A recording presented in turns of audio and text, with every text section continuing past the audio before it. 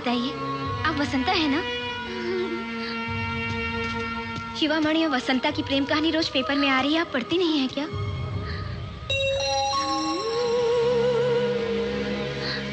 आप सचमुच में वसंता नहीं हो? दीदी चलो ना।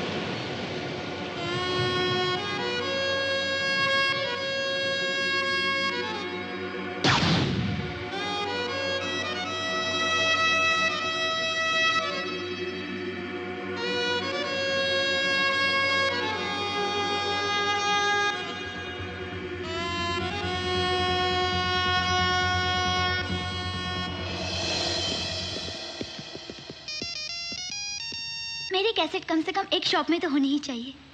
मेरी लाइफ का एम्बिशन यही है, इसीलिए मैं यहाँ आई हूँ। मेरा गाना कम से कम एक को भी पसंद आए तो मेरे लिए काफ़ी है। ऑफ कोर्स, जैसे कि आपको पसंद नहीं है। मुझसे वादा करो ना, रोज मेरे सामने एक गाना गाओगे। जिंदगी भर गाना गाना है, बुढ़े होने के बाद भी एक बुढ़ी का गाना हंसते हुए सुनता रहूंगा। ओके? ओके, गाना गाओ। अभी? हाँ, अभी।